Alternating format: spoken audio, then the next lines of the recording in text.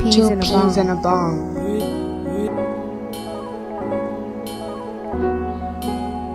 Two peas in a bong. Two peas in a bong.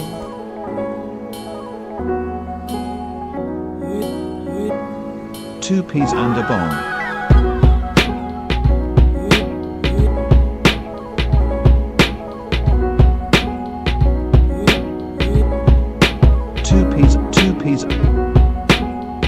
Two peas and a bong. Two peas in a bong.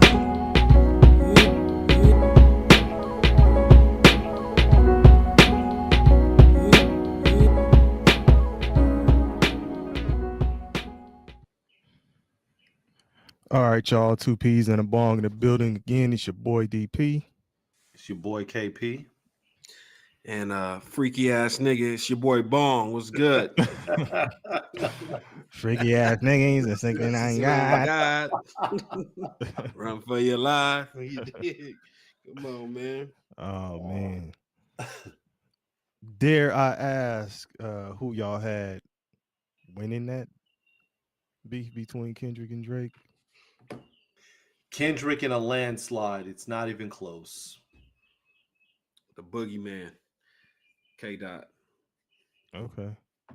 Any final takeaways, man? Because everybody has been kind of talking about it all over the place. All I hear is Kendrick on the radio. Not Like Us is number one through the roof, you know. So any final takeaways from that? Like final thoughts on it? Yeah, man. I think like the funny thing is we talked about it as it was going on, like in real time. Yeah. And one of the things we were saying was Kendrick's playing chess, Drake's playing Chinese checkers, right? It's levels to it. You feel me? So Chinese checkers, damn, not even regular checkers. No, Chinese checkers, man. So it's it was the art of war, and every move Kendrick made was so calculated. And by the end, so now you're starting to hear a lot of this stuff come out, right? Academics is starting to, I'm not even going to go into his whatever he got going on outside of this, right? But Academics came out and said that the whole thing about one of Kendrick's kid being Dave Freeze, that was made up, that Drake admitted to him that was made up.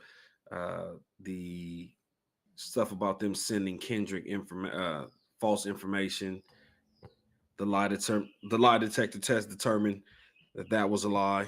So it was like, so when you go back and listen to the Heart Part 6, right, which was Drake's last song, you can truly, and knowing all these things now, you can truly understand that that's a nigga that's reeling, a nigga that ain't got, hey, Kendrick's dropping songs so quickly, like I gotta reply now. I don't know what to say.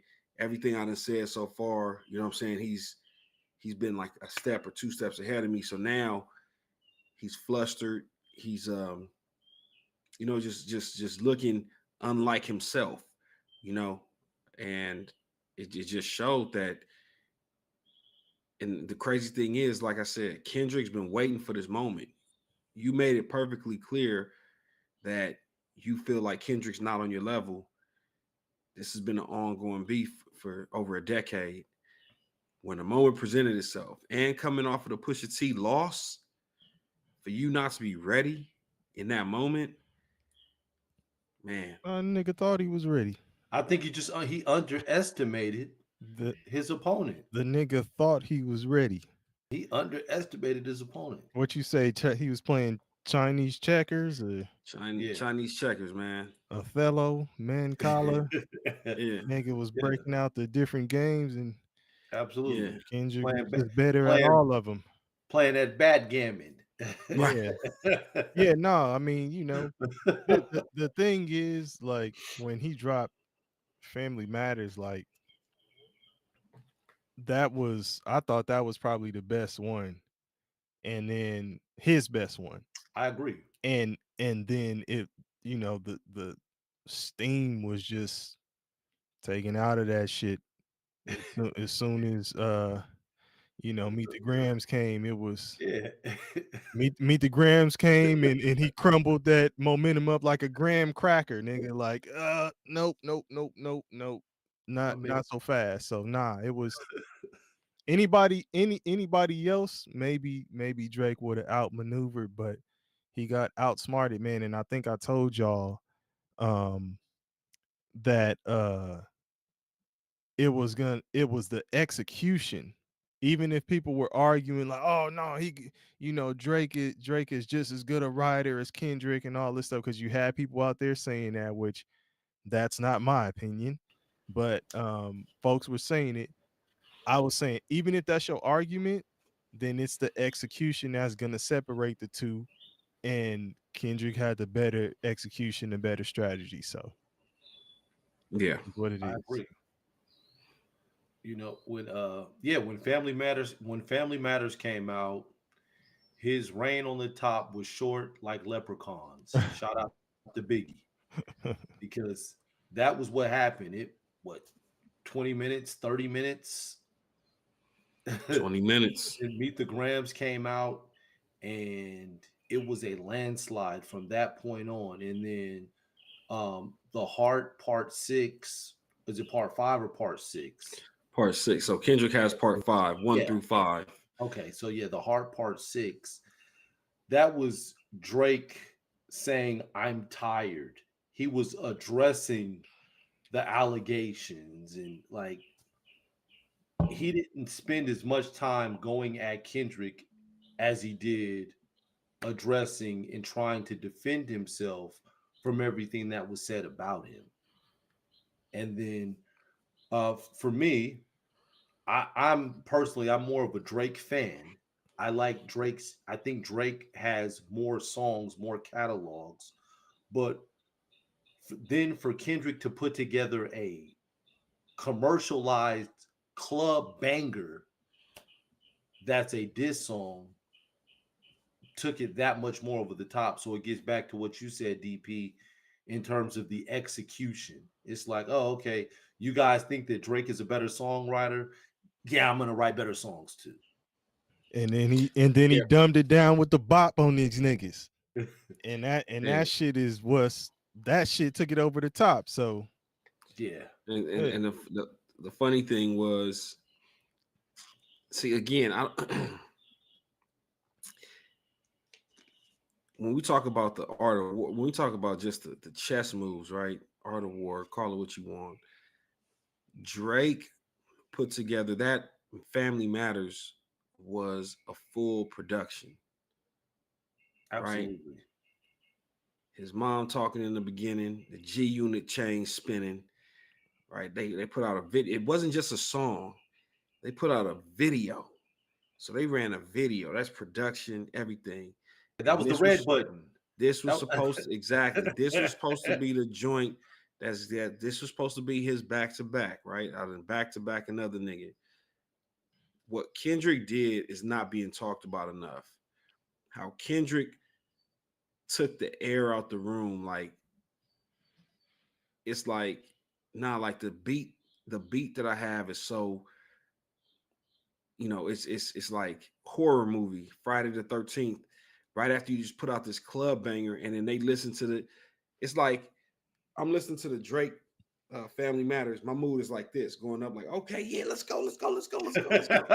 Right? And then as soon as Kendrick hits the Meet the Grams, niggas is like, ooh. Yeah. Niggas just got scratching like, ooh, that nigga said what? Yeah. Damn. Nigga, you a deadbeat what? Damn. Yeah. Like, you should die? What? Hold on, man.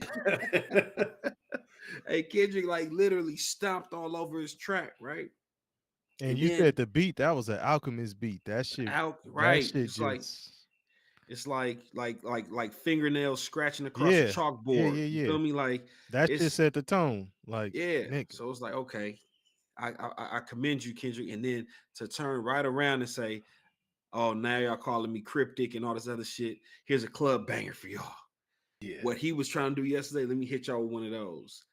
And you know what? To you, most people will say, "Hey, man, we prefer Drake over Kendrick just because it's Drake makes the club. He makes the hits, right? Kendrick is you got to listen to his songs multiple times. He's storytelling, like, and then he's like, double, triple entendres. Like, you got to really dig deep into the songs. Like, I think everybody says like Good Kid, Mad City is probably his best album. I think, man, I love To Pimp a Butterfly. I think Damn was a really well produced album. Mm-hmm. I love Damn. And the funny thing is, if you go back and listen to Damn, he got a bunch of like radio hits on there. He's never hit like it's not no number. He don't have like a bunch of number ones, right? This is his They Not Like Us is his fourth number one, and I think Drake has like something crazy, like 24 number ones or Yeah, something but like that. remember, I was saying this shit ain't gonna be about all the accolades and number Right, ones right, and right, all of right, that right, Yeah. right, shit. right. Yeah. Um, but I want to commend Kendrick for actually taking on that challenge. And the craziest part about it all, nigga, we still ain't seen this nigga. This nigga just hitting upload from a basement somewhere. Like, bro, we ain't seen you. You ain't on social media.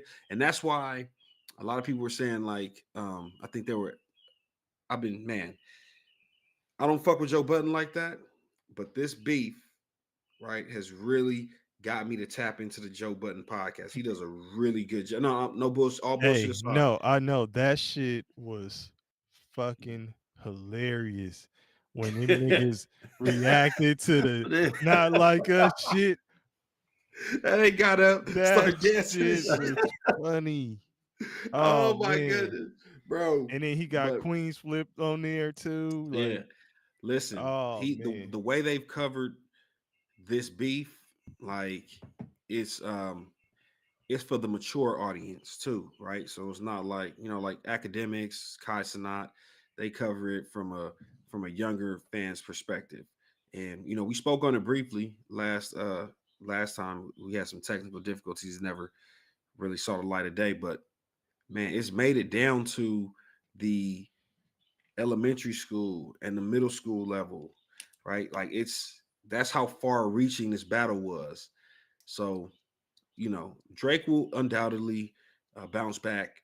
And I have my thoughts on why he finally waved the right white flag. I think that there may have been, and this is just my personal opinion, I don't know if it's fact or not, but I think there may have been some damning information that Kendrick really had his hands on. And Drake was like, let's stop right now. I don't want it to go any further than this. We don't know what he has, what skeletons he has in his closet, but um, I think he made a business decision, a smart one at that, and he'll come back out. He'll be accepted. Um, you know, so it'll have to be a lot of new artists because a lot of the old artists ain't fucking with him, right? So Yeah. Yeah. Here's the thing, man, what it's turned into. If you're from the West Coast and you have beef with somebody, you're going to make a track about them. You're going to make a song about them. Game did it with Rick Ross. Shaq did it with Shannon Sharp. Even though Shaq ain't from the Shaq from West New Coast. Jersey. No, but Shaq spent a lot of time in LA. It's just A that lot of time time. right now. It's that time right now. Absolutely. Man, Niggas is this ain't Shaq's first go round with the diss tracks. He just didn't No, ask it's Shannon not. Sharp to tell him how his ass tastes this time. But right. you know, What they call this shit, the airing of grievances. You dig? right. Um, like, hey, niggas is getting their shit off. It's the Yeah. that's the theme for 2024. So I'm glad that we got some legendary shit. It's one of those moments in hip hop. it's one of those moments in pop culture that if you're alive when it happened, you'll be able to tell that story about like, oh yeah, I was around when that shit happened. Like it's one of those. Yeah. So in the last 5 years, we've gotten um, COVID and the Kendrick Lamar versus Drake rap battle. So This nigga put yeah, yeah, Kendrick Lamar and Drake battle yeah. Yeah. Right up there with COVID. right in the box with Kobe. Damn. Yes, sir. Yes, All sir. right. Yes, sir. All Them right. boys got after it, man. But respect to both of them. Okay. All right, man. Shit. So, anything else from you, Kevin, on the Kendrick Nah, Lamar and Drake shit? nah. Okay. I mean, I doubt either one of them dropped something else. I mean, I could be wrong, but I don't even think it's a need for it at this Based point. on based on a lot of things that have been said by people that are plugged in or tapped in, they say that Drake has waved the white flag, and if there are any more releases, right, subliminals, outright, anything like that, disparaging Kendrick's name or anything or dissing Kendrick, that Kendrick is just gonna keep going. So, and again, that's what I'm trying to tell you. I think Kendrick has some. He said,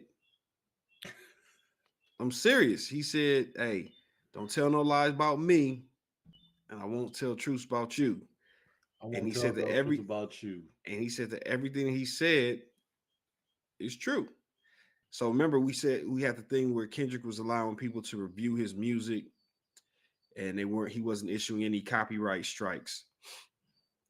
Somebody tried to do a review of Meet the Grams, and they took out the verse where Kendrick said was speaking to The the daughter. illegitimate daughter, and that was the only Yeah. one that got a copyright strike. Kendrick said, "Nah, don't fucking edit my shit. Don't try and delete certain parts of it. If you're gonna play it, you're gonna play the shit as is. Don't try and give me some watered down version where you take parts and bits and pieces out of it." So of all the things that you let through, when motherfuckers start trying to edit it and put little spins on it, they got the copyright strike. So that lets you know where Kendrick is and what he feels is his truth. Drake trying to find that mole. He's like, I gotta find a nigga leaking the information. So Hey, that's why shit. he had to wave the white flag too. Right. Yeah. Got a clean house. Get Yeah. all these niggas up out of here. Nino Brown style. Nigga walking around the round table with a dog with the Rottweiler. Sit your $5 ass down. What do you say? What do you say? Sit your $5 ass down before I make change. Before I make, nah, he ain't walking around like Nino Brown. He walking around like Martin Lawrence. That nigga walking around like Martin with the Page. stuffed Rottweiler. Yeah. The fake Joan. Woo! Oh man. Man, Nah. man. Okay. Man, Yeah. so all right, so moving on then. Before we got on, Ubang, you mentioned Jared Goff. So he's got a new contract, man. What's going on with that? Shout out to the Detroit Lions, man. They are making moves. They're trying to keep They the are. core intact, Mhm. right? And one of those things was paying the franchise quarterback. So while he didn't reset the market, they did just lock him up for what was it, 4 years, $212 million. I Yeah. think And 53 million a 170, year. 170 is guaranteed. Yeah, Yeah, 170 yeah. guaranteed. But that's 53 million a 53 year, man. Second highest annually. behind Joe Burrow, right? Yep. Yeah. No, yeah, behind Burrow. Yeah, that's correct. Yeah. So Is he worth it? that's a relative question, man, because For Yep. in the quarterback market, the next man up is, gets paid. I think, yeah, I think he is worth it. Like, It's the first time in Detroit history that they made it to the NFC Championship. They invested in Stafford for a long time, and Stafford didn't do it. But he was a better quarterback. Also, You're saying I mean, he Stafford was didn't a do better it. quarterback. By far, miles and miles away. Yeah, but he didn't accomplish it. Is what I'm Because he saying. didn't have He he didn't didn't achieve have it. the He he did didn't win a have the Super Bowl. pieces. Well, when Hold on. they flip flopped him, it was clear. That when you put pieces around, when you have competent front offices that put pieces around good quarterbacks, you can win championship. You can win a championship, right? Jared Goff, if Matt Stafford had the roster that Jared Goff currently has in Detroit, I think he beats San Francisco last year. Mm. He's a better. I'm sorry. Listen, I think he is. I think he is. The only thing is, it's not even a. It's not. We don't even have to go to deep thought. I do think that Jared Goff has improved. So the only question I would ask in the whole matter is, of course, looking back, you got a Super Bowl. You're the Rams. You got a Super Bowl. So there's no regret in making the change. Do you think that Goff would have eventually gotten to the level where he could have taken the Rams to a Super Bowl? Well, he already did that, but he could have won a Super Bowl with the Rams. Yes. Given how he's improved now, because he looks a lot better I think in Detroit. You know what I'm saying? He looks a lot better in Detroit. Well, I mean, in his second year as a full-time starter, he took the Eagles to the Super Bowl. So Who? yeah, he would have did it for the Rams. What? Jared Goff. Jared Goff. What? His second year in 2018. In 2018, Jared Goff with the Philadelphia Eagles. His second year, his third year in the league, second year as a full-time starter. Nah, man, who you talking about? Jared Goff. Jared Goff played for the Rams. Yeah, what are you talking about? He got drafted by the Rams in 2018.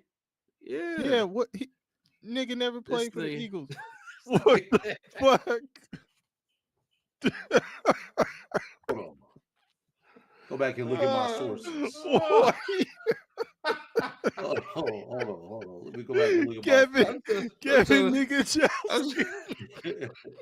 I'm sitting here trying to give him the benefit of the doubt. Like, man, what the fuck is this nigga talking about? Is he talking about they beat Philadelphia to go? I'm like, wait, hold on, man. Come on, Kevin Nigajowski, man. My bad. I read something wrong, man. But no, you're right. It's just it was the Rams. Yeah, the wrong team. Yeah, they win. It was bad. Yeah, it was just the Rams. So they lost to the Patriots 13-3. Yeah, that's my bad. Right. And again, I just think Matthew Stafford is a better quarterback. All in all, no questions asked. Right. But what they've done with Jared Goff cannot be overlooked. He has a two-headed monster at the running back position. They rebuilt the entire offensive line. They gave him a DN in Aiden Hutchinson. They got him a number one wide receiver in Amon-Ra St. Brown. They gave him some other complimentary. They gave him some other complimentary pieces as well. Then they got the tight end. Beast, man. They got the tight end Sam Laporta. Like Laporta, they have literally built, and they didn't expect that. Laporta is ridiculous. They did fucking expect it. He was a second round pick. No, I'm saying like Detroit.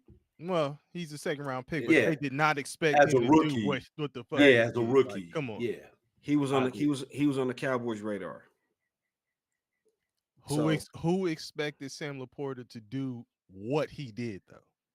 I'm sure they expected him to be a solid player, but that nigga set the tight end record for receptions. What I'm saying is, it was easy for them to forecast that because they have the offensive coordinator in place, right? So they're setting up everything for Jared Goff is set up based on the run game. Hey man, we're gonna be run first team, and then we'll set up, the pass with the play action. The play action, Jared Goff, hey, we don't think you have a noodle arm, but we don't trust you going deep. So a lot of stuff underneath. Amon-Ra St. Brown uh, is a run after the catch type receiver. Mm-hmm. You got a tight end that's going to gobble up everything underneath. Pause if necessary. Like everything was set up for you to have guys that run after the catch. So yeah, you have a physical tight end. Maybe you don't expect him to go crazy like he did, but you expected him to do what he did. You set up an offense around Jared Goff to accentuate his his whatever, all of his positives, right? So boom, there you have it. And then you have a defense you're building a defense that can compete as well. And they went and drafted some guys this year to help in that secondary. They are, like I said, they already have Aiden Hutchinson, a DN. You want to have a franchise DN. Like they put together a hell of a roster, bro. And it really speaks to, and then even with the way they're handling their contracts, right? Amon-Ra St. Brown. Hey man, the wide receiver market is about to heat up. You got Jefferson who still has to get his deal done. You have Jamar Chase who still has to get his deal done. You got CeeDee Lamb who still has to get his deal done. Mm-hmm. Hey man, we're gonna jump ahead of that shit and take care of our guy, save some money because we know once these other guys start getting signed, it's gonna really, it's gonna really pick up. Jared Goff. Hey, we got some quarterbacks coming down the pipeline. Dak Prescott is on his way. He's about to get paid big money. Tua Tagovailoa needs to get paid pretty soon. Trevor Lawrence needs to get paid pretty soon. So we got some guys that's coming that can reset the market. Let's go ahead, take care of this dude. Make it like so. As a franchise, they're doing things now that they never did with Matt Stafford. These motherfucking same Detroit Lions forced Barry Sanders to retire well before his prime was over. They forced Megatron to retire well before his prime was over. Like these are the same Detroit Lions. It's not them. It's not the same. It's not your as the old folks would say. This ain't your grandfather's Detroit Lions. This is a new and improved Detroit Lions, right? Yeah. So it's not now. the It same is Detroit Lions. It is your grandfather's Dallas Cowboys, right? Oh, So yeah. those stupid ass motherfuckers are still stupid as fuck from 30 years ago. But the Detroit Lions, they're putting a good roster around Jared Goff, and it's paying dividends. Yeah.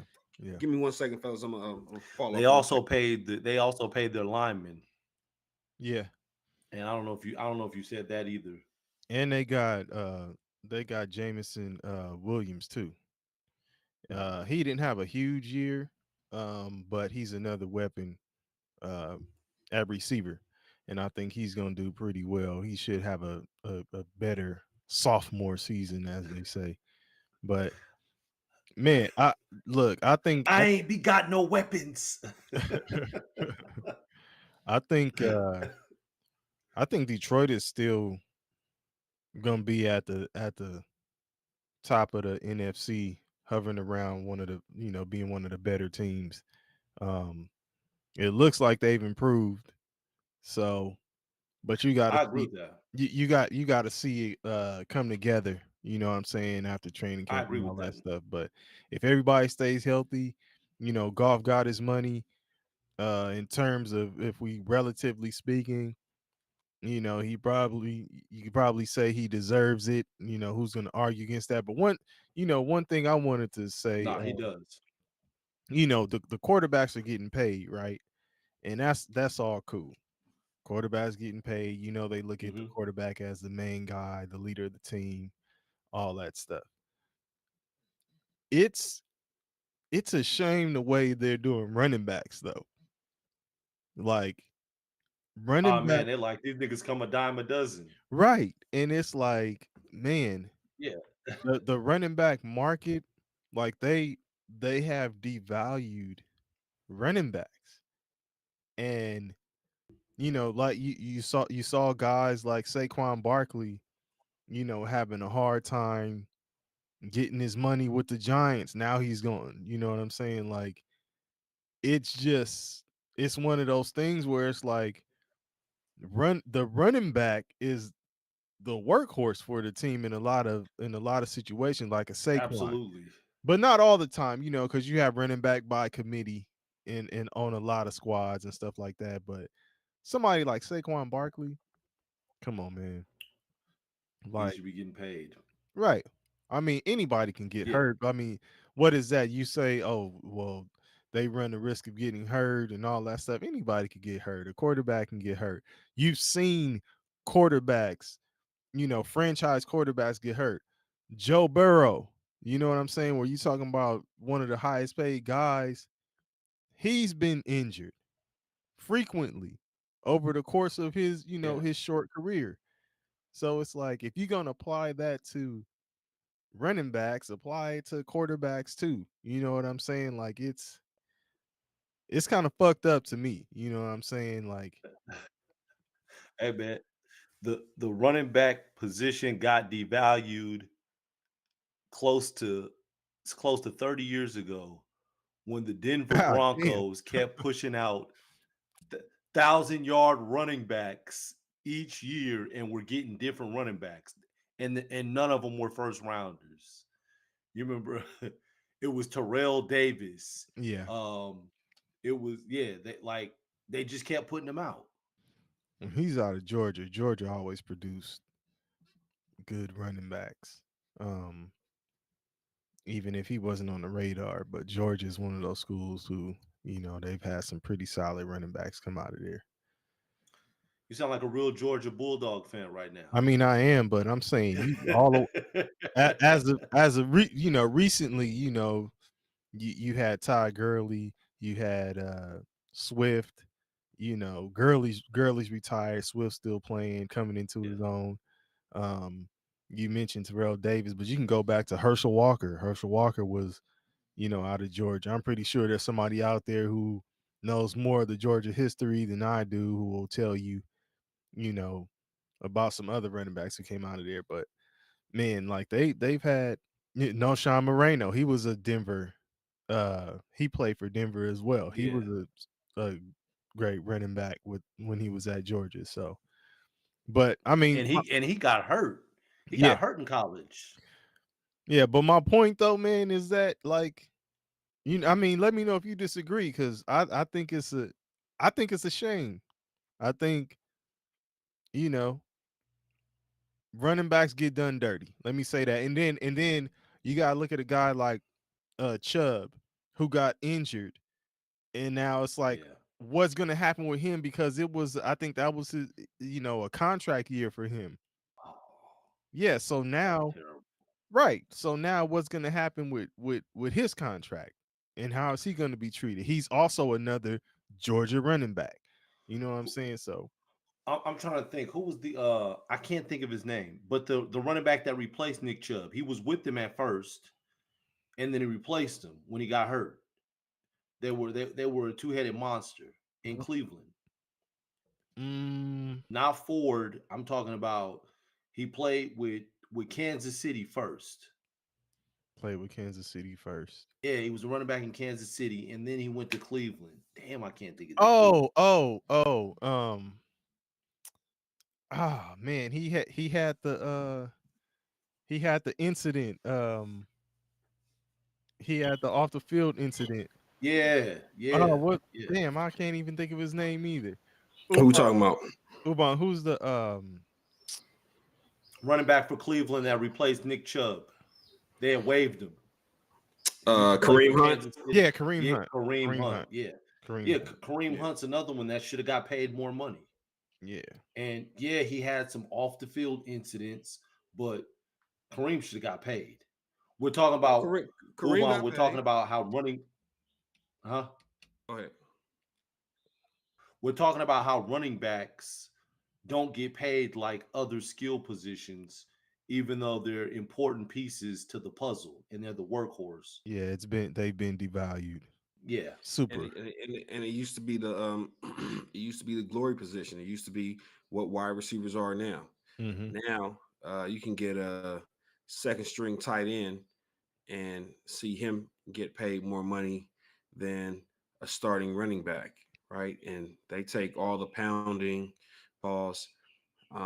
They take, like they have the most collisions, them and middle linebackers and running backs, the two most, devalued positions, but they take the most contact, and they're probably the ones that, are more likely to suffer from CTE and things of that nature. And Yeah. it's really sad. Like, Very. obviously I have young kids. Y'all have young kids. Um, in the football circles, in the tackle football circles, you hear a lot of dads now saying, "Don't, like any position. If you want to put your kid in a position, have them playing in that secondary or have them playing receiver, but do not put them at running back Mm-hmm. because it's not worth it." And then you have some that still have that old school mentality, like, "Hey man, I want my kid to get as many touches as possible, put him in a running back, create a superstar, and let's just see where the chips fall." But so many different ways to get paid nowadays. I think football, but I also believe that with a lot of the rule changes and a lot of the things they're doing now to protect players, uh, they may save the sport from people genesing or just departing from the sport altogether, right? Like saying like, "Hey man, we're not gonna have our kids play this sport. It's going to be a lower income sport." By creating these new rules where they protect the offensive player, you can't hit them high, you can't hit them low, can't hit them to the head, you can't hit them in the knees.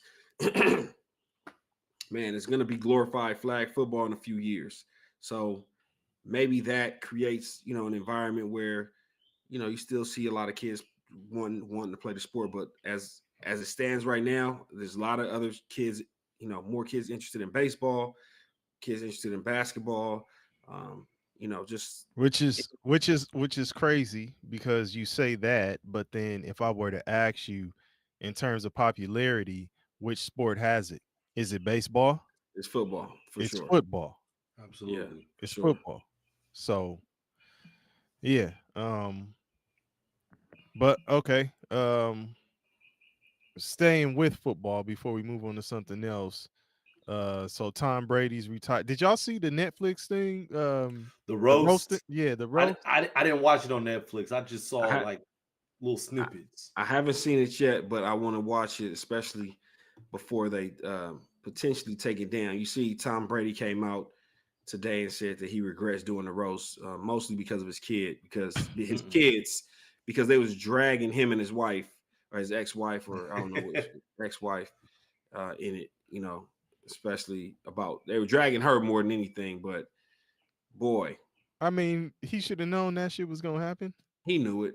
Yeah, what But the fuck? after you see it, it's like, damn, like that was, like that was a little bit aggressive. But that's neither here nor there. Go ahead though. Nah, I mean, I was just saying. Well, I didn't see it yet. I haven't watched it yet, so I didn't know that they were talking about taking it down. So I'm gonna have to go ahead and check it out myself. But I don't know if they were taking it down, but he said he They're regrets editing doing part. it. I thought that they did edit some parts out. They edited a lot of the fluff, like a lot of the because it started off as a 3 hour special, and they Mm. edited it down to like an hour and a half. And they were saying that they basically took out a lot of the dead space or dead air time where they were just where nothing pertinent was being said. Where So niggas was bombing. or maybe that too, but they kept a lot of the good stuff in there. So, definitely a good watch. But yeah, I don't know if they're gonna take it down, but he definitely came out today and said he regrets doing it because of the ramification it'll have on his kids. Like, okay, your ex-wife fucking Antonio Brown didn't think of anyway. There you go. man. So what But about it, though, now DP? he's in the booth, and we ain't talking about the booth laying a diss track for nobody. He's gonna Like be, Kendrick Lamar and them? yeah, he's gonna be in the booth. Announcing these football games, but um I mean, shit. Speaking of the booth, what was so Greg Olson is being pushed out what was Greg Olson's name when he was with Miami and they dropped that track where that nigga was rapping and shit? Oh, I don't even know. Oh, y'all ain't heard that? No. Oh man. When he was with my University of Miami. University of Miami. Yeah. When he was in Hey, college, they had I like this do. rap shit and he was oh man, he was telling a chick to lick his balls or some shit like that. It was funny, like, oh Hey, man. Miami's known for the tight ends too. That's crazy. I think they had Jeremy Shockey, Yeah. Kellen Yeah. Winslow Jr. Yeah. Obviously Greg Olson. Damn, who else came out of there? But man, those Florida schools, damn. Yeah, love it was the seventh floor crew. Mm. The seventh floor crew, and Greg Olson was a part of that shit. Man, I'm surprised y'all didn't hear that shit. No, I never heard that. Well, I know. Hey, man, I know that I heard of that shit. Fox didn't call him Greg. They were like, Gregory, we need you to come in this office. Right. Hey, Yeah, man. Tom's gonna take your spot, man. Yeah, You yeah, were number yeah. one. Hey, his name was G Reg. G Reg. That's funny. Yeah, like Greg. Not Greg. it G Reg. What's your name, G Reg? What you do? Get head. There you go. There you How go. you do it? Drop my drawers and let her see my third leg. I'm surprised. Y'all gotta go on Genius and look at this shit. Nigga Greg Olson was spitting bars too. Well, So we can't get away from the rap even when we trying to talk about some other shit. But he was spitting that real shit. yeah, G Reg, homie. right. Nah, but so Olson, moving on from Olson, Brady's in the building. Ubang, he's gonna be his first game is our squad, the Cowboys. The Dallas Cowboys versus the Cleveland Browns. What you think about this? So Fox did an entire rollout. Michael Strahan comes up, does the rollout of Tom Brady to say that, hey, Tom Brady's coming to the booth. First game he's going to get is the Dallas Cowboys, right? And it's just, that shit makes me sick to my fucking stomach, man, that the NFL, aided and abetted by Jerry Jones, continue to pimp the Cowboy name, image, and likeness, right? And the only motherfuckers left holding the bag are the fans, because at the end of the day, Jerry Jones doesn't give a fuck about winning. He cares more about notoriety, visibility, and selling tickets, making money. So, you know, they make this whole big deal about Tom Brady coming to the booth, and then they give him the Cowboys game week 1, right? So they pump that up. They're using us to pump up Tom Brady. Like, it's like everybody's involved, right? You know, but at the end of the day, we don't get a better product because of it. We're not putting a better product on the field. If you're gonna have, you would think, right?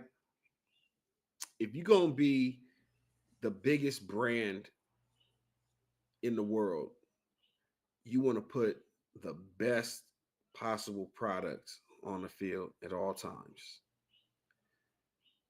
These motherfuckers got Dak Prescott on the last year of his deal. They got the head coach on the last year of his deal. They got CeeDee Lamb going into a potential going to the last year of his deal. Micah Parsons. They'll sign him. Again, we know they will. But when they do, it's going to be a bad deal, right? They're going to overpay him because, unlike the Detroit Lions getting ahead of it and taking care of your guy before Jamar Chase, before Justin Jefferson signs, right? Taking care of your quarterback if they decide they want to bring him back, or if not, taking care of a Micah Parsons who is now eligible for eligible for a an extension, a contract extension right now, taking care of your guys ahead of time so you can save money. Nah, they're gonna end up signing bad deals late, which is gonna hamstring him, right? In free agency is gonna hamstring him with the ability to keep other players that they could potentially keep. Mm-hmm. It's just like just bad business all the way around. Like you would think that you want to put the best product on the field, and every fucking year we're not putting the best product on the field. But you know what we will do? Hey Zeke, you're coming back. Instead of taking 21, because Zeke was going to take 21, they said, "Hey man, how about you relive that old number 15 from Ohio State?" Not because for nostalgic reasons, but because we don't want niggas dusting off their 21 jerseys. We want them to go spend new money on the number 15. Right. No, that's disrespect. Like, you get what I'm saying? Like, y'all not serious. Y'all not serious about the right things, bro. So Cowboys drafted a DN. I think his name was Nealon. What's his first name, DP? You talking about in the first round? No. They got Tyler Guyton, the offensive lineman, in the first round. I think in the second round, Oh, you they talking got a about the D. dude They from got DN. where the fuck was he from? His last name is Nealon. Was it from? I know he was from a smaller school. I'll tell you in a second. But go ahead. Western Michigan. Yeah, Western Marshawn Marshawn Nealon. Nealon, Yeah. right? They asked this nigga, he's a DN coming in, second round draft pick. They asked him what number he picked, and he said he did not get a chance to pick a number. He was assigned a number. Guess what number? What number did they give him? 94. Oh, 94. Why? Why would they give him 94, DP? Where? It's Exactly. yeah. Like, where? y'all niggas is worried about the wrong things. The same reason when CD came out, he said he wanted to take number 10 or something. I think he said because he was a fan of D-Hop, or I can't remember exactly what number or what player it was that CD wanted. He was going a whole different direction. They made him take 88. You get what I'm saying? It's like so much politics involved with the team. They care more about like how we look, our public perception, and how people see us as a friend, not as a franchise, but as a business. Right? Yeah, but I mean, this is just a story of the franchise. This is what they do. You know what I'm saying? That, like you said, the 88s, the 94. I mean, did Haley rock 94 when he went there too?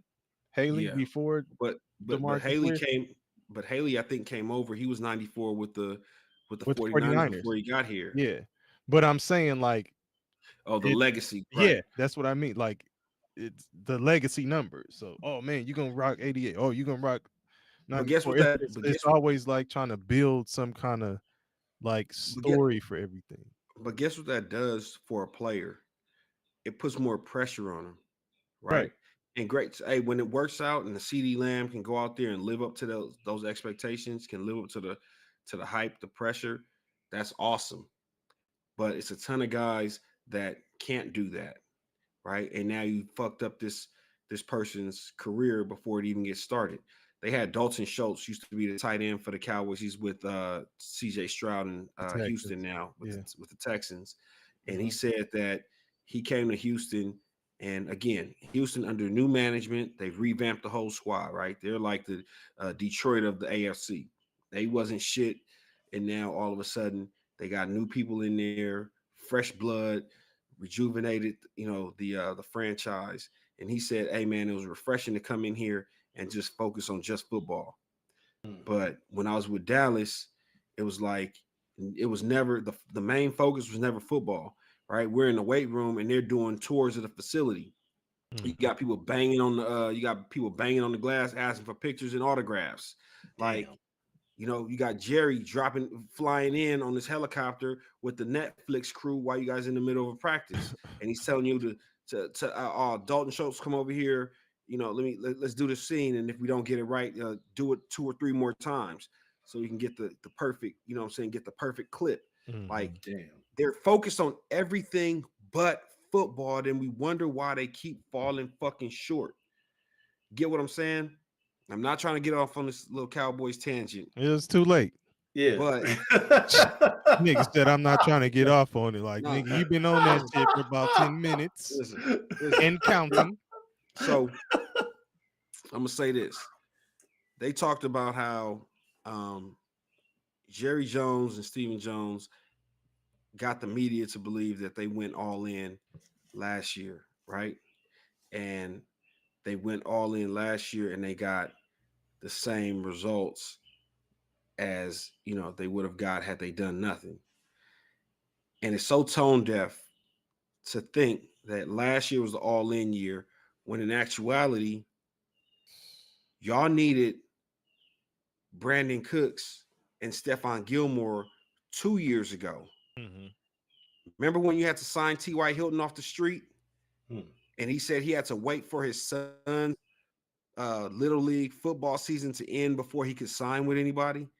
Y'all had a chance to sign Brandon Cooks at the trade deadline. Y'all didn't want to give up any capital to sign a number 2 when Noah Brown was masquerading as a wide receiver 2, Mm-hmm. right? Y'all had Anthony Brown, the DB, getting cooked every fucking week. Y'all could have had Stephon Gilmore, but y'all waited. Y'all was so cheap, so frugal, and so like one step behind everybody else that when y'all needed him, when y'all needed those 2 players, Stephon Gilmore and Brandon Cooks 2 years ago, you waited until the season was over and then traded for them in the offseason. It was too late. We needed them a year ago, right? Even y'all moves, y'all all-in moves is a year too late, 2 years too late. But then you look at the Eagles, you look at the 49ers. These dudes, hey, we traded heaven and hell to get Trey Lance. You know what? We think we got a better option. We're going to move off that motherfucker within a couple years. Like, it's no wasted motion, man. We are focused on winning because we know the window is small. You feel what I'm saying? Like, the Cowboys, because the owner is also the GM, guess what? There's no pressure. Boy, I could fail as bad as I want to this year because guess what? Next season, I'm going to line up and do it all over again. Yeah. Well, moving on from them niggas. And that's Tom Brady's first game, y'all. Right. That's what he's announcing. Yeah, him too. Let's hope he has the same passion when he's announcing that game. Hey, I think he's a smart dude. I think no. He'll be able to to be great in the booth. Yeah, he'll be able to break it down. He's got a nice contract, 10 years, $375 million. You know, Romo is solid with breaking plays down. It's just Romo gets too like off in the weeds. Yeah, exactly. Like when he brought Deion Sanders in and was talking about him and shit. Like he says unnecessary shit sometimes, like trying to be the cool guy. Like fuck out of here, Romo. But you got to have a little bit of that though. Yeah, but like you seen, I don't know if you've seen Tom Brady. Like he was on somebody's.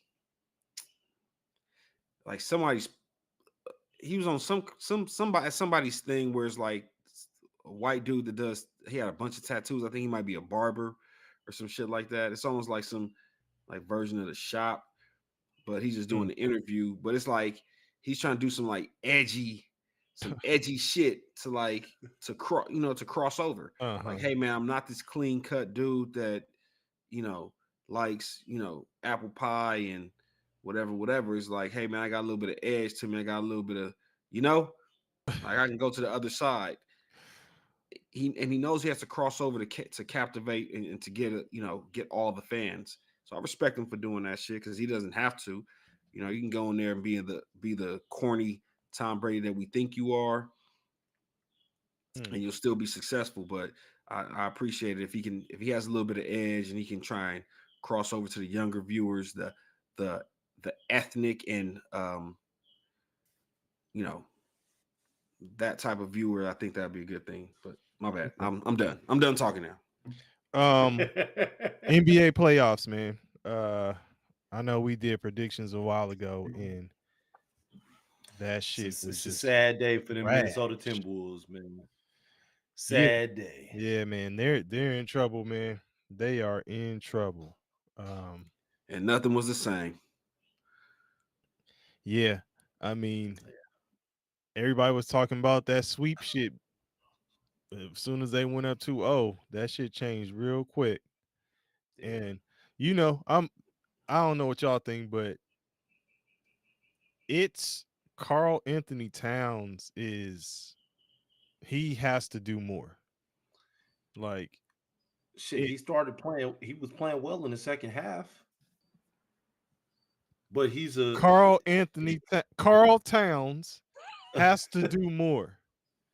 He he has to do more, man. he's a liability defensively. Man, I was about to say he Oh my gets god, cooked.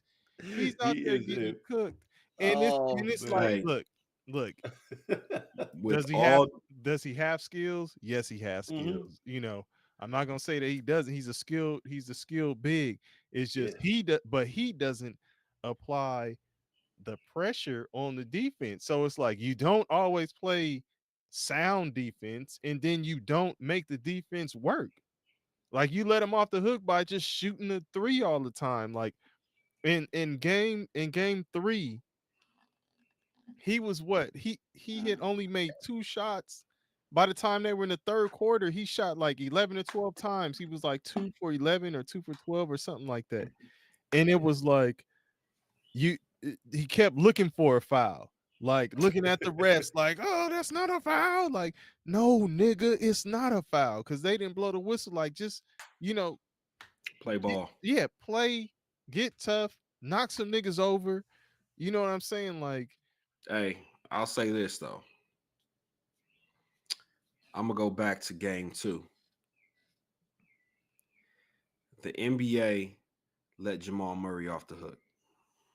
absolutely. If the NBA does what they need to do, touched on that. Yeah, we did. if the NBA does what they need to do, Jamal Murray is sitting game 3 and they are going down 0-3. So, and then hey, if you guys can come back 4 games to none, more power to you. But they did Minnesota a disservice because Jamal Murray did everything in that game to get a suspension. The coach himself did everything in that game to get tossed, and motherfuckers was like, "Nah, we gonna let you live." Like, I'm talking about, he ran all the way past. I mean, he ran all the way from one side of the court to the other side of the court, got in the referee's face. I'm like, wow. And gave him an earful, cussed I him mean, out. in his face like he was playing baseball. Like this Yeah. is like the umpire and a manager. Mm-hmm. And I said, "Oh shit, this motherfucker about to get tossed right now." When they get back from commercial, this motherfucker better be on his way to the locker room. And shit, get back from commercial, you see the black ref looking dumbfounded.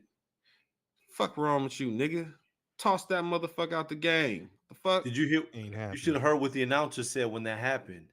They applauded the ref and said, "Look at the referee showing so much restraint." Oh, so I much was like, right. "What?" Exactly. Had it been one of Yeah. them, what's the dude that be tossing Chris Paul every time? Pause. Oh, they talking about the black dude. No. Hell no. Oh, Nah, Chris it's Paul the got a black dude. He gotta, nah. nah. It's the dude he got an issue with because he was talking shit to Oh. his son or something.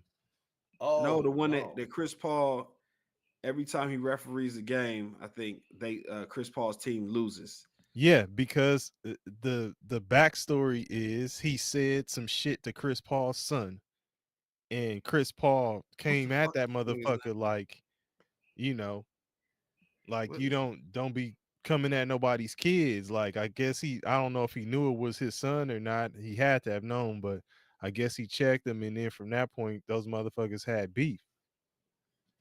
And what the yeah, fuck is his name? he stays. Scott Foster. Yeah, Scott Foster.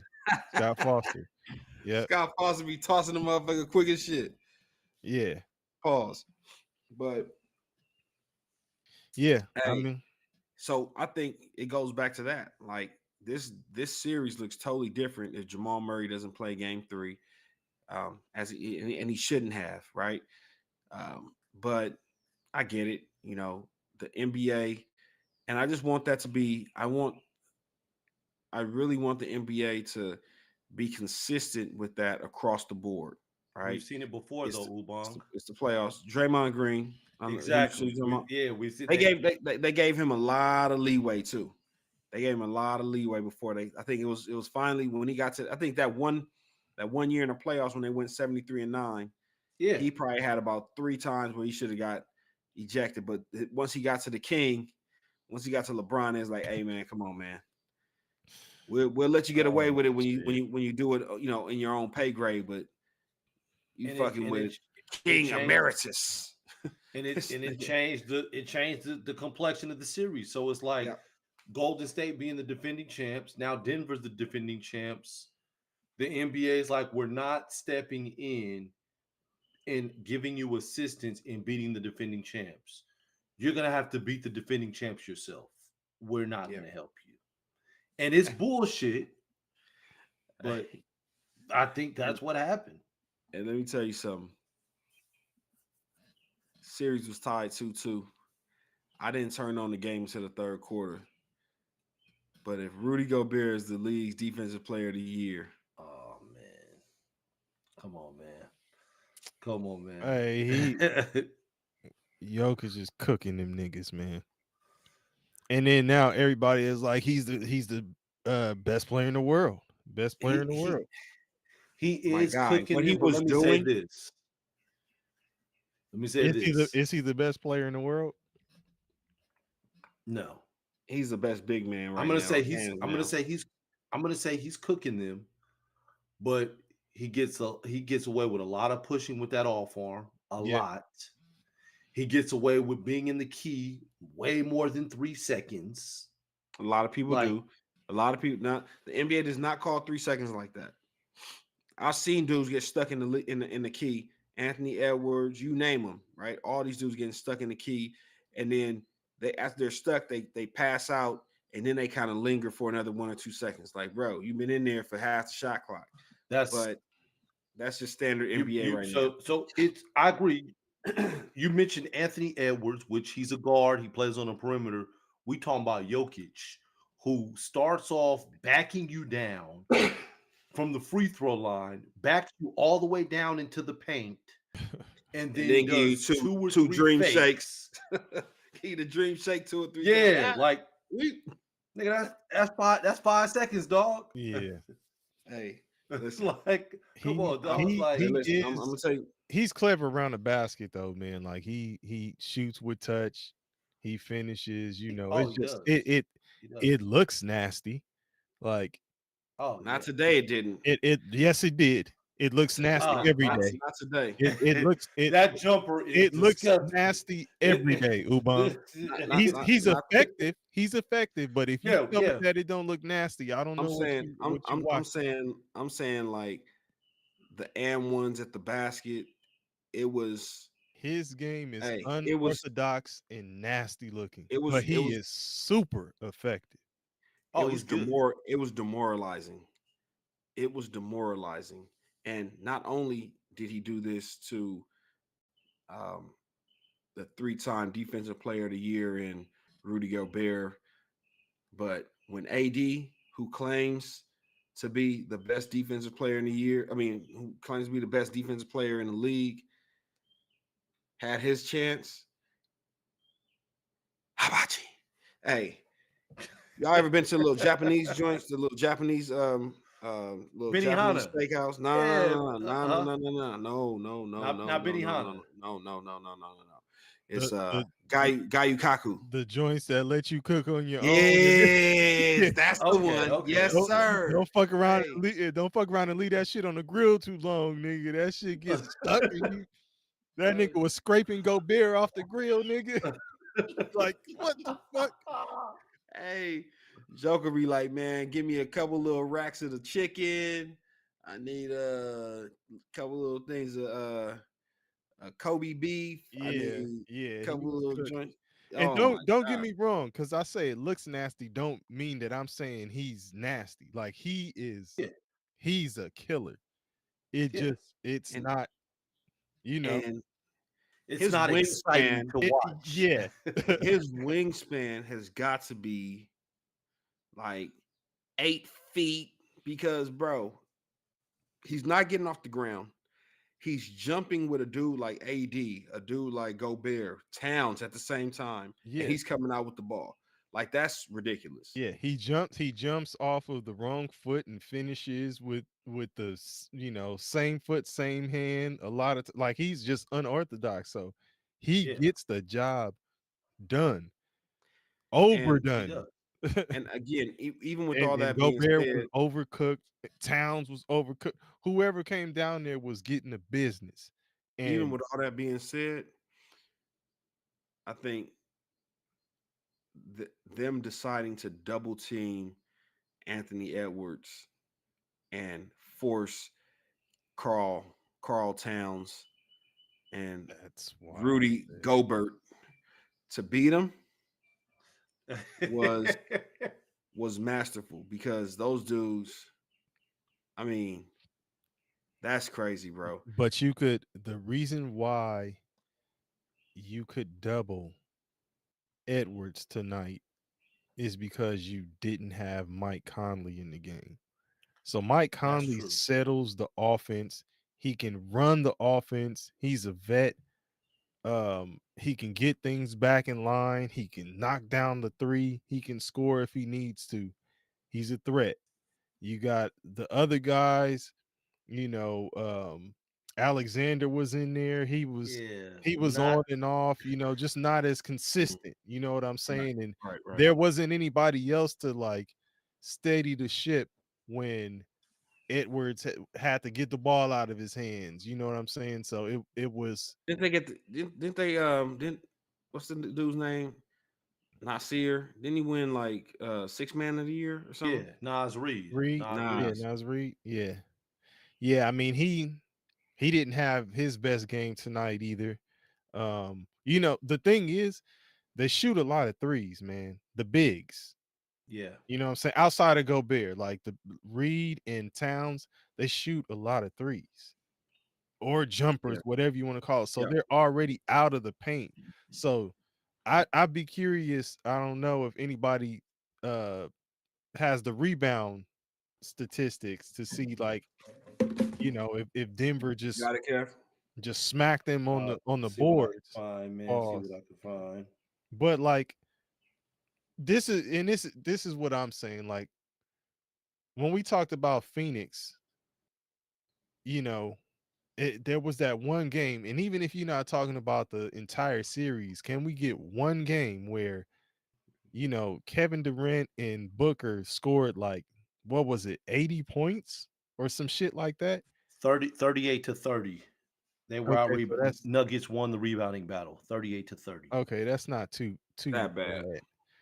But what I'm saying is I'm sorry, 38 to 33. Just five. when you get production from your key guys, right? In Phoenix's case, it was Booker, Durant, who was missing with the production. Bill. Shit. Bill. Bill was yeah. So in this case, it's like you don't have a three. Well, Conley. Let's say Conley's already out, so now you gotta have a good game from Carl Towns and Anthony Edwards, right? Right. And Carl Towns just he didn't do his thing, man. Edwards I didn't mean, have a great game either. He gets the pass. Carl Towns had 23. He shot over 50%, but he was a liability defensively because Jokic had 40. So the night that he did give you something, you got killed on the other end. And I think a lot of Carl Towns points were fluff. I think some of his stuff came super late. He was still the game's out of reach and he's still going hard, getting to the lane, getting layups and all this other stuff. So that's a sneaky, deceptive 20 whatever. You know, There's it wasn't an effective 20 right. something. And there's just a lot of times like you know, do y'all see like when he tries to split defenders? Pause. But like when he tries to like spin between two players and he's always losing the ball. Like always. It's not And, in your bag. and then it's like you know, the offhand on the dribble and stuff. Like I don't know, man. Like I was just like, just just get tough and run some of these motherfuckers over. Like take it, like make somebody not want to guard you. You know what I'm saying? Like I don't know. Just He is gonna make someone not want to guard him. He's gonna shoot that three. I'm gonna shoot this. I'm nah, gonna hit this but jumper. that's You ain't gonna want to guard me. yeah, and that's letting them off the hook, That's man. it. No, I'm saying that's that, but that's his mindset. Like They he's had an not gonna. interview. They had an interview with Conley, and he was saying, I think they asked him. I don't know if it was on inside the NBA where they were talking about they asked Conley, what do you do with Carl Towns? Like what do you say to him when you know he's taking a couple threes, but then it's time to like go down low and you know punish the defense and kind of you know stop letting them off the hook. And he says he has those conversations with them. And I mean, I'm pretty sure he said something to him from the bench, but it's different when you're on the bench and you're not in the game. You know what I'm saying? You may have the ball and just say you clear out or something, and then nigga, you go down there and go to work. You know what I'm saying? The That point and you dribbling. yeah, like exactly. But it's like Why down there? it just you know Yeah. it looked like they just had no Minnesota. I'm saying just didn't have a rhythm, man. They didn't have a rhythm, and you know it might be over for them now. You know what I'm saying? Um, but Man. go ahead, Kevin. No, I'm saying we knew it was over, man, when Jamal Murray didn't get suspended Oh Nah, yeah. and yeah, they took yeah. game three. It was That was like, a big point. it's over, man. It's Yeah, over. but man, so if you flip flop not flip flop, but talk about the other game, the earlier game, the Pacers in New York. What'd you think about that one? I think Kevin, I told you that it wasn't gonna be as easy as you thought it was. You were kind of saying that New York was just Yeah. gonna run away with the series, Yeah, and I was like, I wasn't sold on the Pacers. Yeah. Well, I and they mean, got their ass whooped up.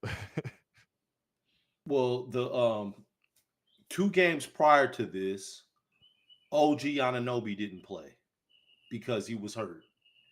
And so missing OG Ananobi and putting Precious Achua into the lineup, New York struggled. Precious is solid, but he's not the replacement. So what they did this game was they put DiVincenzo in. They went small hmm and they moved DiVincenzo up to the forward spot, and they went with McBride. Yeah. Well, So they and basically, yeah, brought Precious off the bench. Uh, DiVincenzo didn't have a good shooting game, but good activity, and neither did anyone from Indiana. No one from Indiana yeah, had a good game. yeah. So you look at it, it was like, man, the Knicks did enough, and their in-game adjustment or game-to-game adjustment was enough to, put them in the driver's seat to win this series. Didn't they win by 30?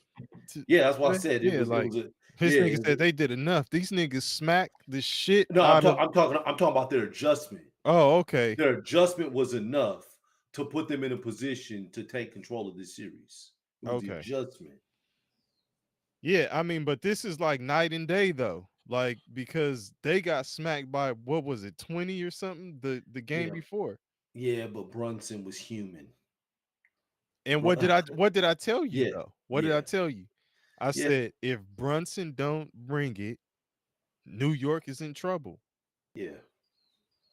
They, the Pacers should take a page out of Denver's book. Go And double double team Brunson. What Brunson, the get the fuck? ball out his hands. He was cooking them niggas, man. Yeah. Who did they have guarding him? Naismith. Yeah. He was cooking that nigga. Ubon, what's the spot? What? Guy Yukaku. It's Japanese cuisine. Oh shit! All they do is light the fire for you. Him and Jokic had reservations at that bitch. Absolutely, Japanese cuisine. Yeah, so lovely. Hey, but hey, it's the name of the game, man.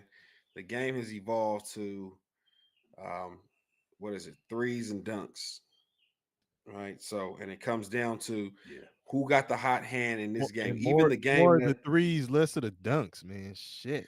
Hey, what was the game where Cleveland actually beat Boston because they're down 3-1? But I'm saying in the game that they beat Boston, they shot like some crazy percentage from three and launched a lot of them. Cleveland did, right? Yeah. So it's just it's par for the course. You have to have the shooters. The mid range is dying. Like all that stuff, those people that were specialists like that. Like I think like the last mid-range specialist that's in the league right now is old boy in Chicago from Compton. The one that they said. I was gonna say Chris Paul. Chris Paul got one leg in retirement, man. But I'm talking about as far as like you dig like young, DeMar active. DeRozan is DeRozan. DeMar DeRozan is the ambassador, the current ambassador for the mid-range game. But it's like, hey man, it's either threes or dunks.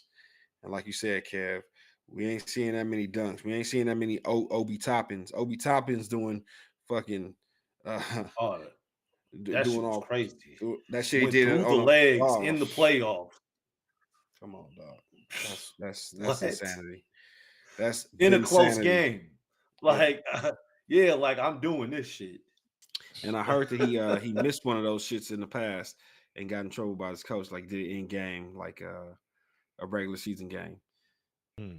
Tried to do a little, little East Bay joint and motherfucking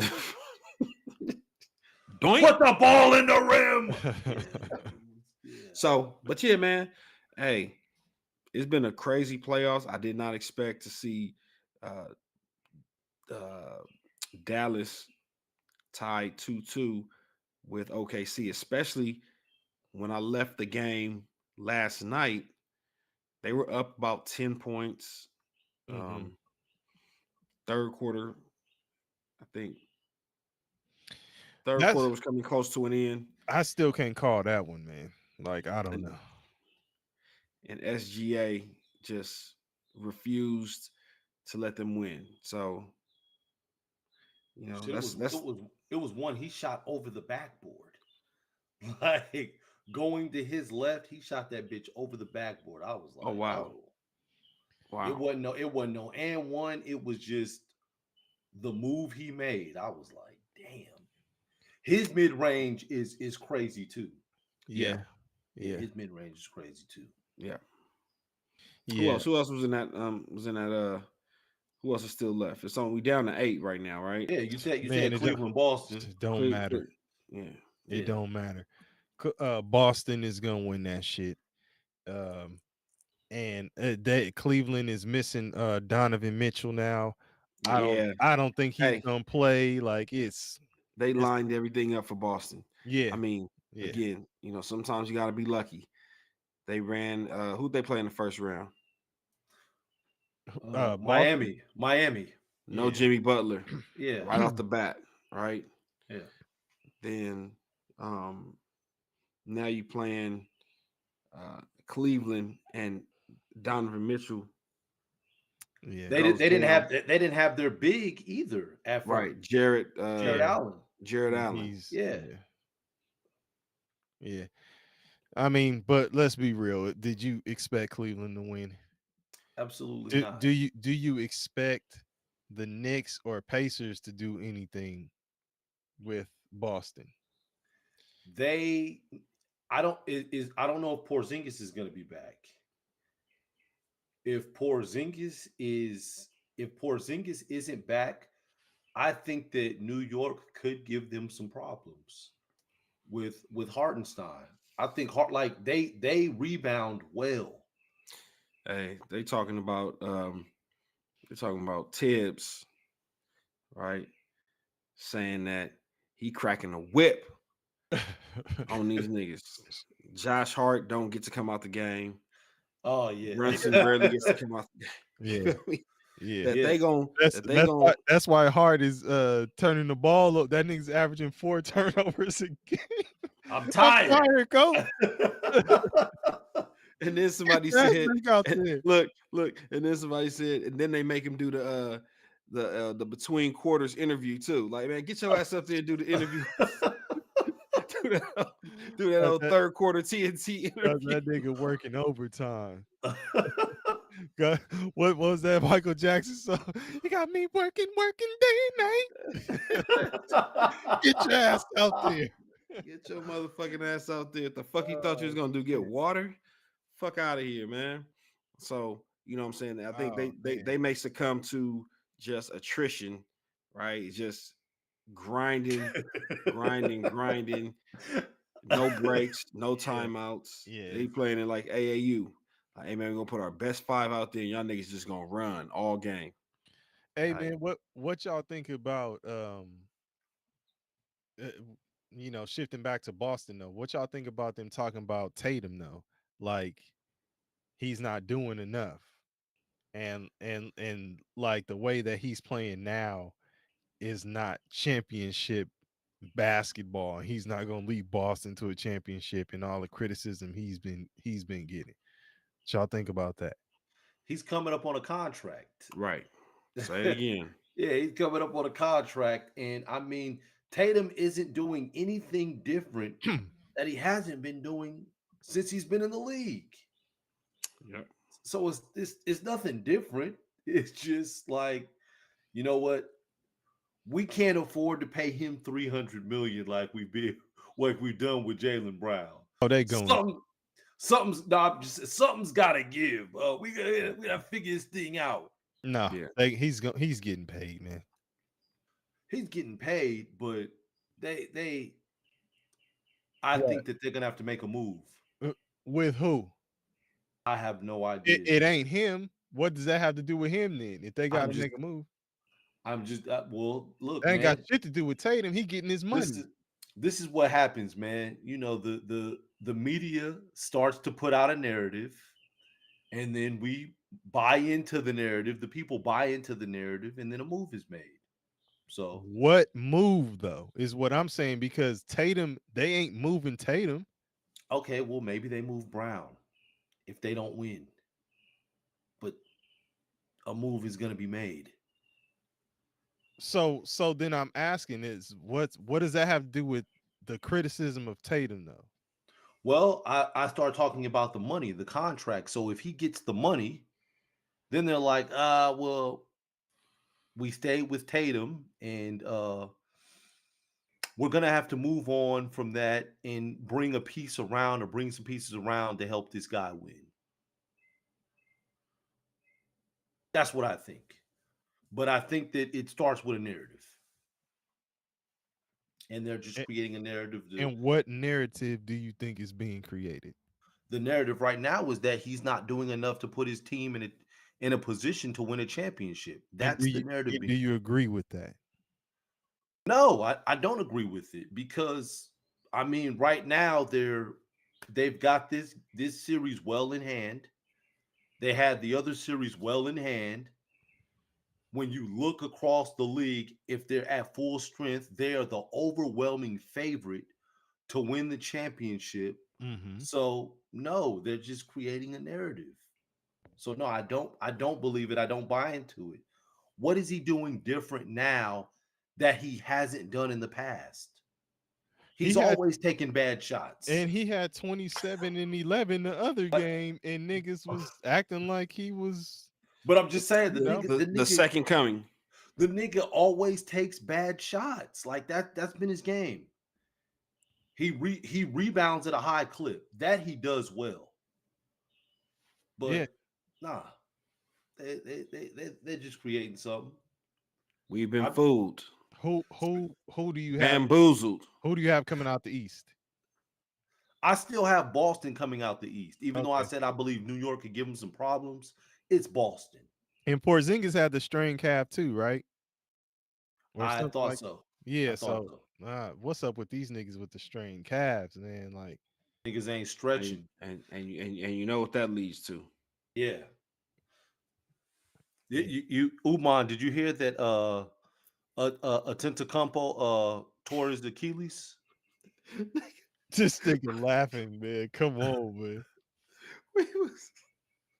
Come on, Uba.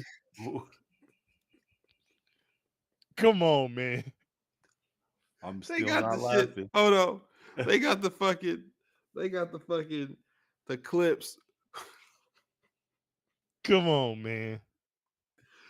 They got the clips where bro, this is the NASA's, not Giannis, right? Hey man, I just said Atentacumpo, man. Okay, this is the NASA's we talking about. So obviously I'm not gonna laugh at Giannis. Oh, but you But gonna laugh at the The Nat absolutely every time. Oh my The god. NASA's is a classic meme on every social media platform.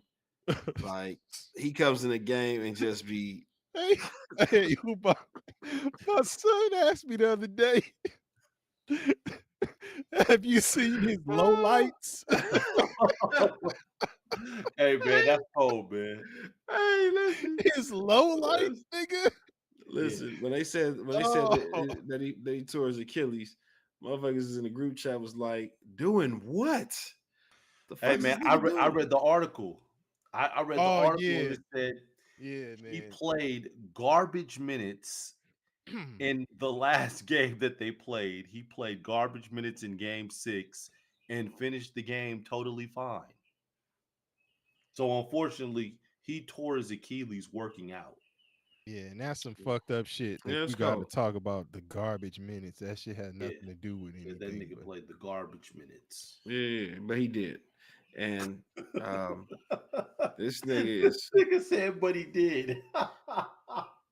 it's a testament. Him being on a roster is a testament to how great his brother is. Right. Oh, absolutely.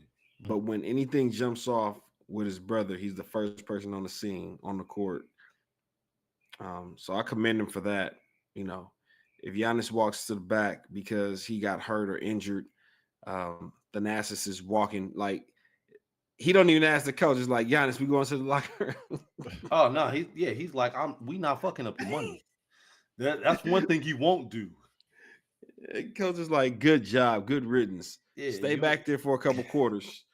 Then we want to play some of these niggas on the end of the bench. Your ass coming in here doing some old Harlem Globetrotters, Washington General shit. But Oh man, you know, I ain't gonna diss the man. Let me see. So it's nepotism. To it at its finest, at its highest and finest level, right? But I is think it the highest? Listen to me. He had I think Giannis had a shoe deal in place with, I want to say, Under Armour at first. And he was like, okay, well, I'll sign my contract, but where's my brother's contract? And these niggas is like, this is a shoe company. They're like, oh man, let's just go take care of you first, and then we'll swing back around. Nah.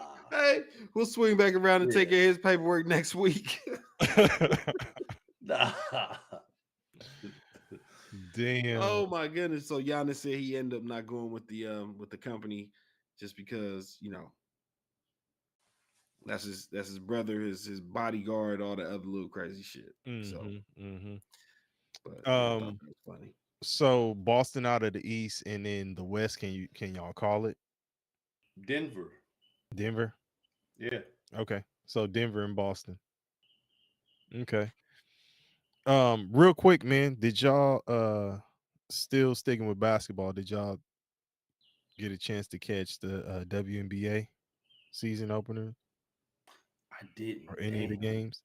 I didn't. Yeah, so the one that everybody's talking about obviously is Indiana versus Mhm. Connecticut, and Connecticut smacked them motherfuckers. They won by a dub. I think they won by 21. But Caitlin Clark, she dropped 20. You know what I'm saying? In their first her first game. Shout Okay. out to her. Yeah. But I they saw may a clip. struggle, man. They may struggle.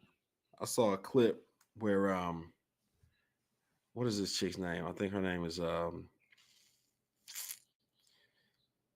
I can't remember, but she works for the NFL Network, right? And she asked Cooper DeJean, who just got drafted, I think, by the Eagles in the second round. Mhm.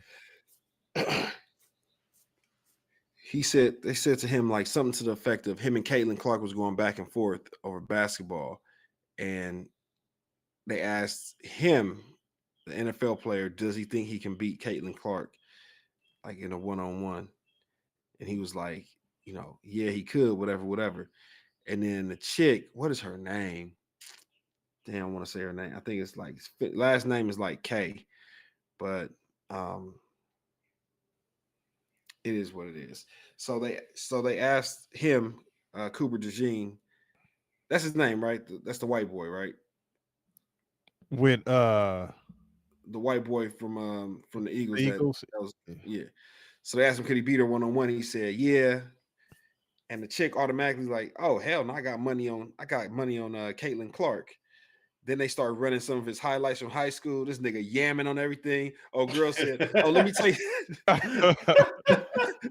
let me take that back. Let me take that back. Hey, she got so caught.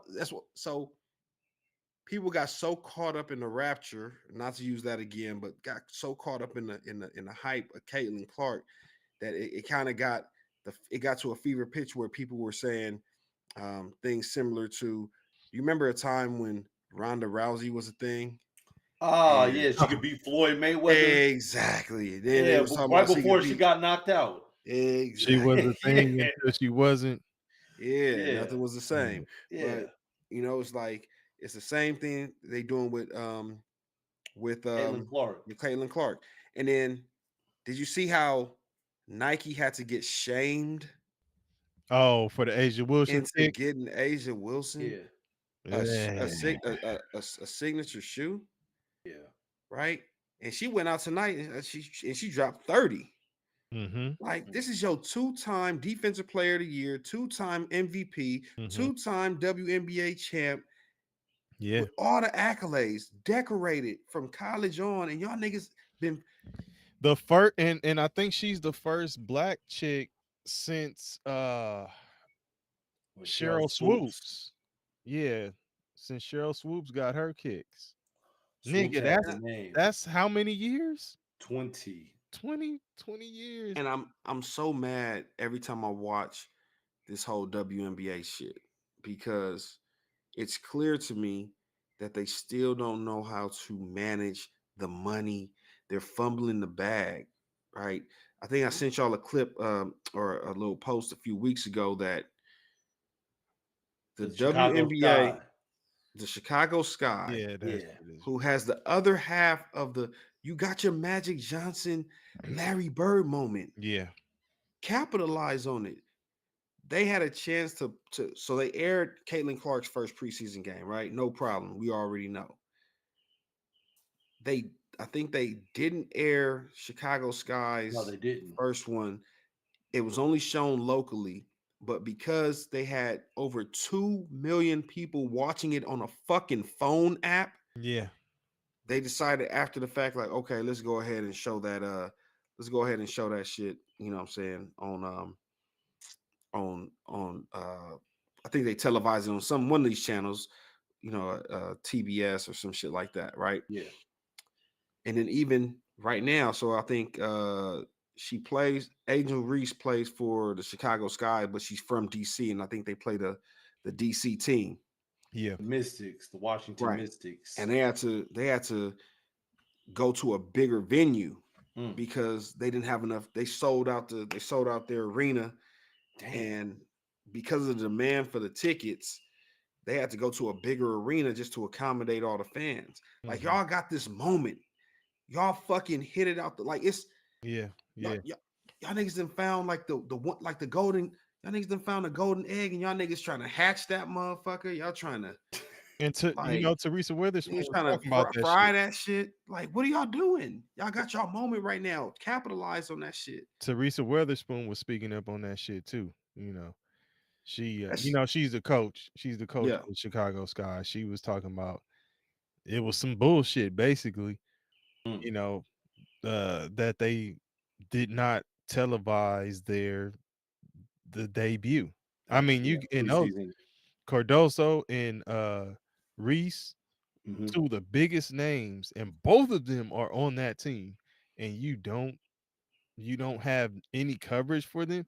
There's another thing which they were talking about. Every WNBA team will fly charter Yeah, this year, yeah. but it's not going to be every single game though. Right. So they'll selectively pick who flies and when they do.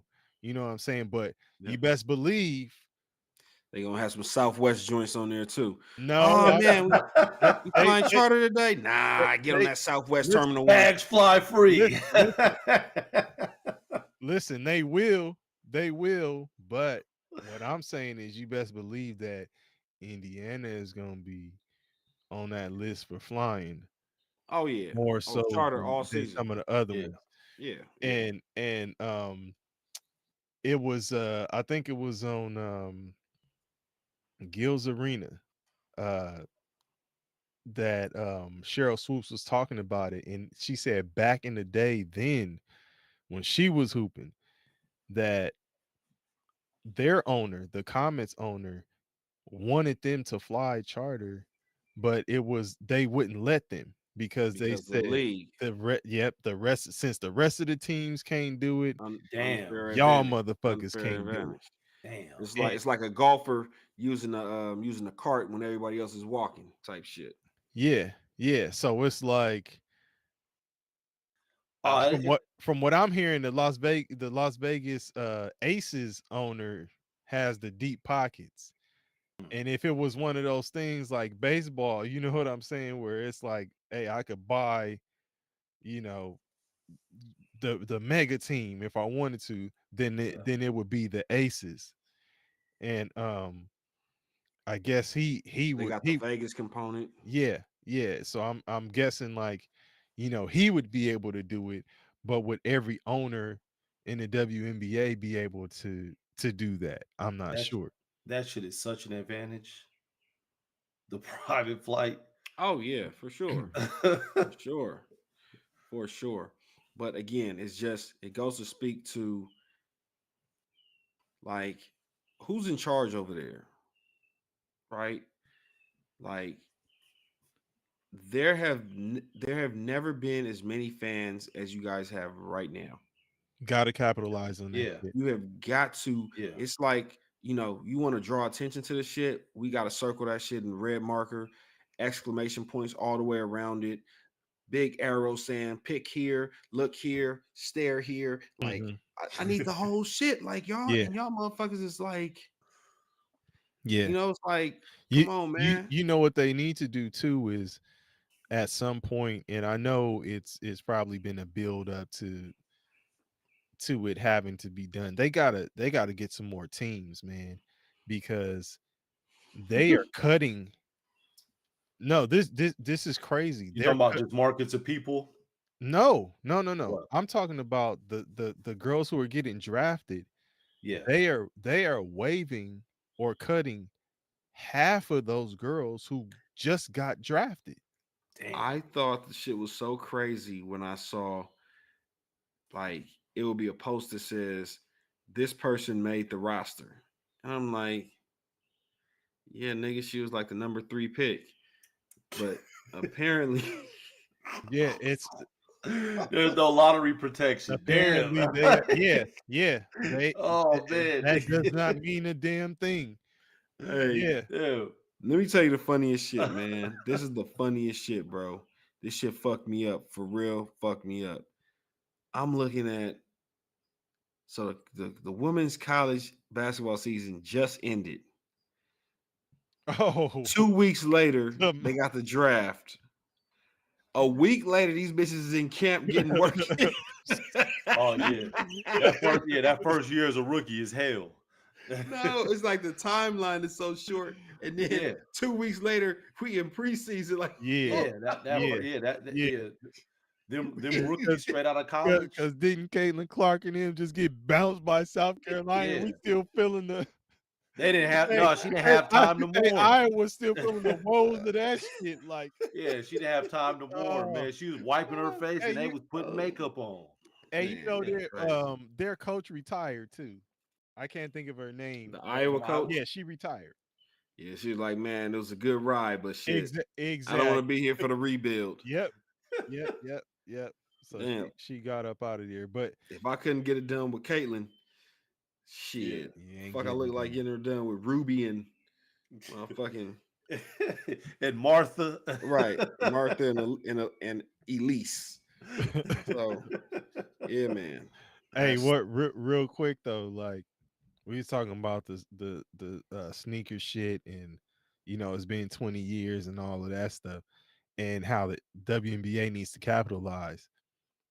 They need to get on this shit because there is a superstar. If she stays healthy, and that is Juju Watkins. Shout out to Watts. She is on the way, and she could get a motherfucking signature shoe now. Yeah. As much, buzz around her. And she got game. Like she got really a legitimate game. Yeah. And she's easy on the hey, you know what? Go ahead I'm and gonna say say this. it. No, but hold on. Listen, You let me keep it funky though. I want to applaud and commend the WNBA for having more chicks is easy on the eyes nowadays. Like, I think no, that's a real thing. It sells the product. Yeah, that's that's a real thing. It really sells. It does a good job of selling the product, because what we've noticed thus far is that women are not supporting enough to make the WNBA sustainable without reaching that male population. And if you want to reach the male population, especially when a lot of the women in the league, their game isn't really refined like that, right? It's not polished. I like Asia Wilson because her shit is polished. Like, she's defense, mid-range, you know what I'm saying? She'll take you on the block. Like, she has a refined game. But a lot of these chicks come in, and I can see why some of these motherfuckers get drafted and don't make a team, because y'all wasn't good. But if you're not gonna give us like that, like a up and down 120 to 115 type of game, at least give us something good to look at, something easy on the eyes. Yeah, that's all. That's all we asking. No disrespect to anybody, but what I'm saying is, if you're trying to sell a product and you're trying to get that male fan base, look at what dudes is into, man. Shout out to Ray Burrell for the LA Sparks. Now, I don't like her picture that they have on the site, but if you want to check out that Instagram, I'm about to check out the Instagram. Ray Burrell look all right. Shout out to the WNBA players. Easy on the eyes. Uban getting them all in one watch. Yeah, easy on the eyes. Let's say it. I'll reiterate that. Wait, what's the IG account? I don't know. I just know it's Ray, RAE, and then Burrell.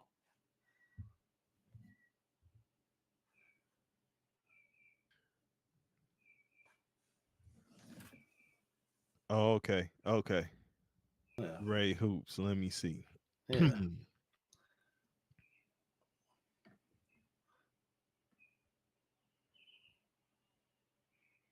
Okay. Where did she come from? She went to Tennessee. Okay. All right. What's your response, man? You I saying mean, no? You're like, nah. no, I mean she not a ugly chick. She easy on the eyes, man. Yeah, she It's cute. it's somewhere you see him, you like, oh, Yeah, that's all we God. ask. That's all we ask. I ain't gonna disrespect Caitlin Clark. Apparently she's the face of the league. She's the savior. You know what I'm saying? Oh, Right. oh, But shit. they and I think I think we already talked about this, but I think she's dating one of the McCaffreys. I don't know which one of Christian McCaffrey's brothers she's dating, but you know, I mean, for many years, what's her name was easy on the eyes, man. Candace Parker. She she was. was. Yeah, like And She now was. now her knees knocking like Kenny's. I Oh don't know if I've seen God. that recently. I don't know when the Oh, fuck you geez. get knock knees. Man. Hey, hey, Oh, Kenny Smith joints is oh man, man. that nigga. Hey My man, nigga that may running be like the some kind of condition, man. I don't know. I don't want to my look. nigga running like the Exorcist. Like, oh yeah. His shit like the greater than sign. Come on, man.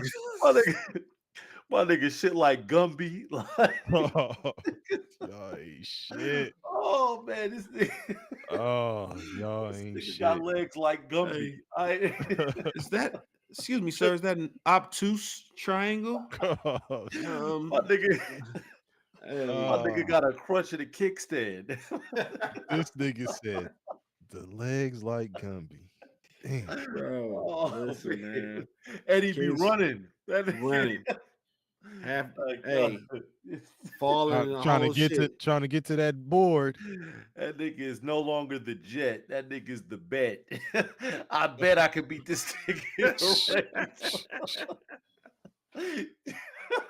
Oh shit! I bet this nigga falls while he's running up the stairs. This nigga said he's no longer the jet, and guess what? He's probably fallen like 4 or 5 times in that show, trying to outrun Shaq big ass. Oh Like man, nigga, what, did y'all see when they did the chalk outline on the stairs? bro? Crazy, Oh crazy. shit. Oh man. One of the most entertaining shows on TV. The Yeah, TNT guys. it's supposed Yeah. to. Rumor has it is getting canceled Wow. because Well, NBC I has was got gonna the say right. NBC did a double down on their bid Yeah, to get NBA back to NBC. So Turner Wow. to take it away from Turner Sports, the yeah, rights away from Turner Sports. So But the good thing is about like all those dudes, they'll bounce back. I think they all take turns on NBA TV. Um, like other little shit. So they ought yeah. to just start their That's a own funny shit. show, though, man. That's a funny damn show. They ought to start their own shit. Yeah, I don't know, if they would have the rights and stuff like that, that they could find a way to still, review content like ESPN does it. So, but I believe if they do take it, if NBC does get the rights, they still would have a following, is what I'm saying. Like if you had, absolutely. Ernie, Kenny Smith, Shaq, and Charles Barkley, if they stayed together and decided to still continue the show, folks would still rock with them, man. Ernie said he's staying with Turner Sports, though. He said Yeah. he's not going anywhere. Well, him and Charles Barkley got a podcast, I believe. Yeah, They have a podcast together. yeah. Um, but yeah, I mean he's been with Turner Sports forever, so I wouldn't Yeah. expect him to bounce. But yeah, man. All right, man. Well, shit. We out of here. Ubon's birds chirping in the back and shit. hey, that's how I know it's nighttime.